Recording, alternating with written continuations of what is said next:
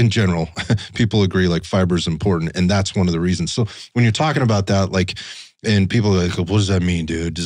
Should I be like drinking Metamucil, in the morning? Like, how do you suggest people adjust their fiber intake, and with what type of fiber when we talk about like soluble versus insoluble? So first thing I would say is don't try to go too hard, too quick with fiber, because you could get some digestive upset that comes with that. There is an adjustment process that your digestive tract needs to make when you're consuming fiber. I looked at you and I smirked because I thought of the Catalina Crunch incident in 2023 or whenever that was. I did the same thing. I think it's worth a digression. So, if we've heard of Catalina Crunch, it's a protein cereal. It's pretty delicious. And I knew it's pretty delicious. Yeah, I like it. And high protein and high fiber.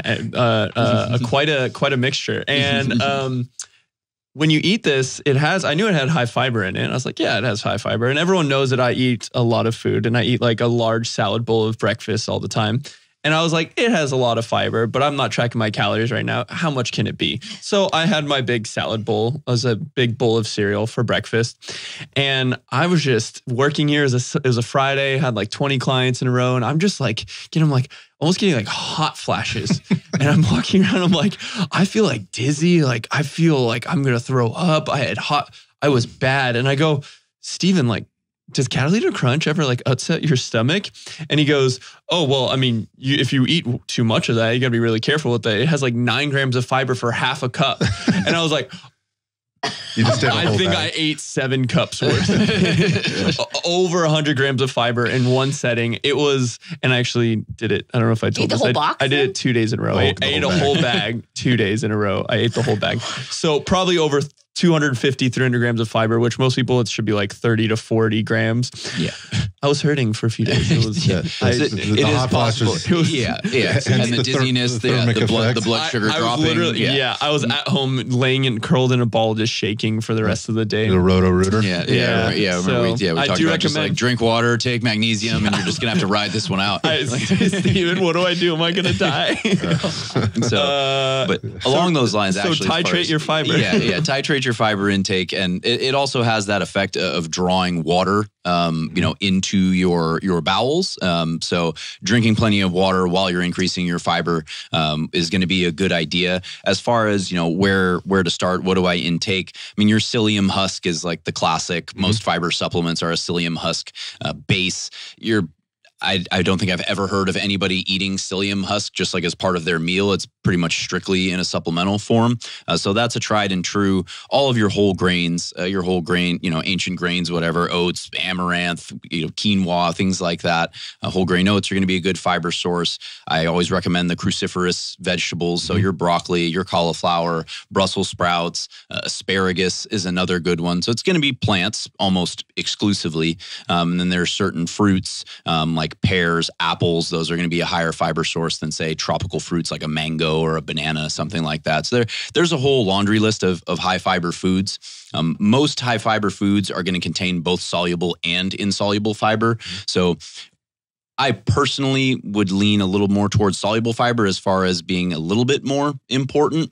Soluble fiber, prebiotic fiber, same thing. Essentially the same thing. You consume soluble fiber and it is partially digested. So what happens in your digestive tract is it becomes this sort of gel type substance. It ferments, and that fermentation byproduct is what good gut bacteria feed on. So we can feed our microbiome and help the good guys win by consuming more soluble fiber, aka prebiotic fiber.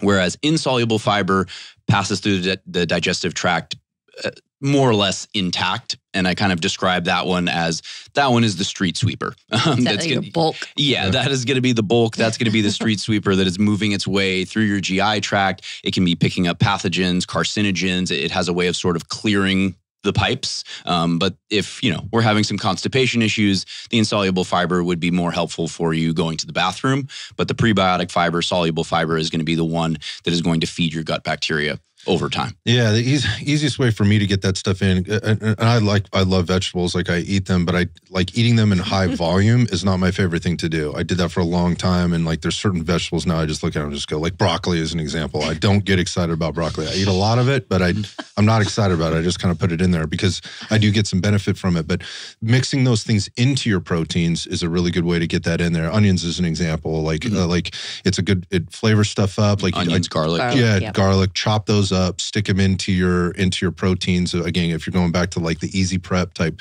ground meat stuff, sans what I said about eating the whole steak. If you're still eating ground meat or whole chicken, you could chop those up, put that in there, and it gives it some flavor, gives it some moisture, which is really good if you are meal prepping and you need to reheat stuff. Particularly like if you're freezing it and then reheating it, like if you're doing a lot of that, throughout the week, if you're very planned and you have to do that, like that's a good place to get that stuff in there. So it's an easier way to put that in there. This got mentioned off air, I think, too, like going back to salad bowls. Yeah. I mean, you mentioned this about like the big volume of the foods, but even if you're really in the pain cave, especially like when you're really hungry, just the act of eating food and putting it in your mouth is really, really take the edge satisfying. off. Take the edge off. The hormonal response starts there. For sure. So even if the fiber content of like, you could even go like iceberg lettuce, which is not that much of a higher fiber content or even a micronutrient density, but it has water, you're getting hydrated. But doing that, like a big salad and just being able to eat that. And you get your protein, you get some other stuff mixed in there, some other flavors.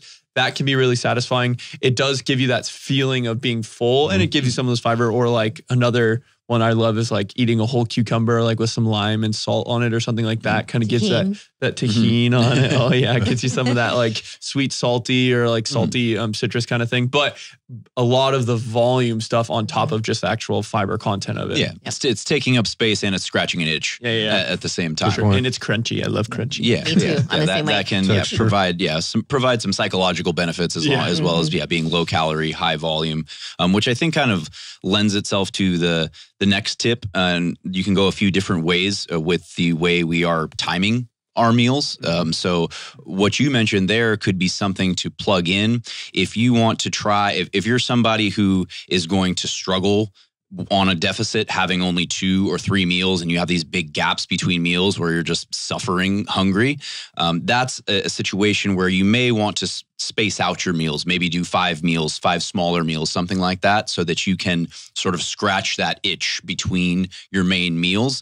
And a good strategy would be doing something like that, something that is low calorie, that scratches that itch, but it's not going to push you out of your deficit to maintenance or a surplus. So that's one way you could do it, is spreading the meals out throughout the day. And on the other end of the spectrum, some type of time restricted feeding or intermittent fasting, where we're essentially, maybe you're somebody who actually does better with maybe that degree of restriction. Like, nope, I absolutely do not eat between 8 a.m. and 1 p.m. It does not matter how hungry I am. Like, gives them that structure, right? Yeah, some people work better with that type of framework. So that's where, we've talked about intermittent fasting ad nauseum here. Intermittent fasting or some type of time restricted feeding approach, you essentially, chop off 4 hours that you would usually be eating. And now we're in that deficit. And you can, as long as you're staying within your calorie goal within that window, you can get in all your calories in that window. And that again, provides a helpful structure. So you can either spread it out, do higher frequency, or you can compress it and do lower frequency, fewer meals.